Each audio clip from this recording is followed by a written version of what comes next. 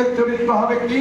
কর্মীরা সবসময় ইয়া আইয়ুহাল্লাযীনা আমানু আতিউল্লাহ ওয়া আতিউর রাসূল ওয়া উলিল আমরি মিনকুম, হে ঈমানদারগণেরা তোমরা আল্লাহর আনুগত্য করো, রাসূলের আনুগত্য করো এবং তোমাদের নেতাদের আনুগত্য করো। আনুগত্য করতে হবে। এই আনুগত্য করা, মেনে চলা, মান্য করা, আদেশ নিষেধ পালন করা এবং বিপরীত শব্দের অর্থ হচ্ছে মাসিয়াত এবং ইসিয়ান, নাফরমানি করা।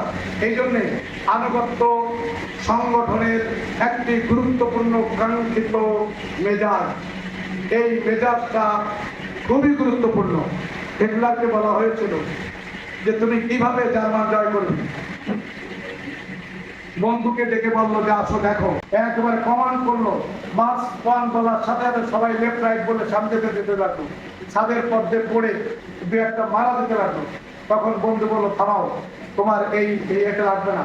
তখন হিটলার বলেছিল বুঝেছো, এই আনুগত্যের প্রদর্শন যারা করবে তাদের নিয়ে একটি বিপ্লব করা সম্ভব, যারা জীবনের ঝুঁকি নিয়ে কোনো কি করবে না। একসময় আমরা জানতাম, সবাই বলতো পুলিশের গুলির সামনে কি যাওয়া যায়, পুলিশের গুলির সামনে যাওয়া যায়।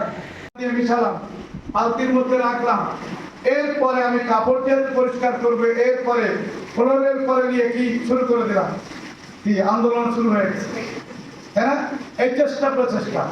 এরপরে পানির মধ্যে ঢুকালাম, আবার উঠালাম, উঠানোর পরে দেখলাম যে ওটা একটা চেঞ্জ হয়েছে, একটা ময়লা দূর হয়ে গেছে। এখন সর্বাত্মক প্রচেষ্টাটা কি?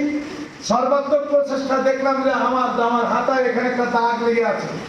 তখন একটা চামচ দিয়ে, এরপরে লেবুর রস দিয়ে, ব্লিচিং পাউডার দিয়ে, নখ দিয়ে এইভাবে কি করা হচ্ছে, পরিষ্কার করার চেষ্টা করা হচ্ছে। জামা পরিষ্কার করতে হবে, সেই পরিষ্কার করার জন্য যত রাস্তা আছে, যত রোড আছে, সব রাস্তা সব রোড অ্যাপ্লাই করে জামাকে পরিষ্কার করার জন্যই যে প্রচেষ্টা, কি কথা বলা গেছে, সেটাই হচ্ছে কি আন্দোলন। তাহলে আমরা এই সমাজকে পরিষ্কার করতে চাই। এখানে দুর্নীতি আছে, এখানে কি আছে, পদ্মাহীনতা আছে, এখানে সুদ ঘুষ আছে, সব এখানে কি আছে, একবারে সমাজটা খারাপ হয়ে গেছে। সমাজে রন্ধে রন্ধে দুর্নীতি, এইটাকে আমরা পরিষ্কার করতে চাই। পরিষ্কার করার জন্য কি প্রয়োজন? এটা হল কাপড়। সমাজটা কি কাপড়। আর পরিষ্কার করবো কি দিয়ে? কোরআন দিয়ে। আর পরিশ্রম করবে কে? পরিশ্রম করব আমরা। এই পরিশ্রম আমরা করতে যে প্রয়োজন হচ্ছে কিসের? একটা সংগঠন।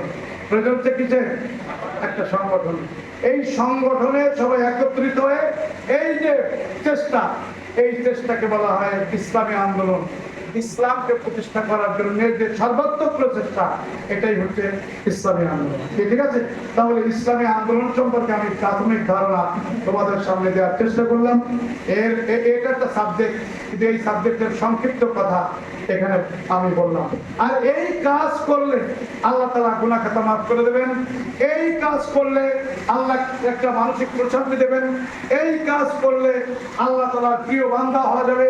এই কাজ করলে কিয়ামতের ময়দানে আমাদেরকে আল্লাহ তাআলা কি করবেন। আর এই কাজ করলে আর একটা বিষয় আছে, ছাত্ররা অল্প পড়ায় মেধাবী হয়ে ওঠে। ইসলামের ছাত্র শিবির এই কাজ করার কারণে অল্প বয়সে যারা পথচ্যুত হয়ে যাওয়ার সম্ভাবনা থাকছিল, তাদেরকে কি করতে ছাত্র শিবির এই পথে এনে তাদেরকে একটা অক্টোপাসে বেঁধে ফেলছে, যেখানে থেকে তার চরিত্র কি গড়ে উঠছে, যোগ্যতা গড়ে উঠছে, ক্যারিয়ার গড়ে উঠছে। এইটা কিন্তু যদি এই বিষয়ের মধ্যে যদি না থাকা যেত, তাহলে কিন্তু এটা সম্ভব হতো। এই জন্য ইসলামী ছাত্র শিবির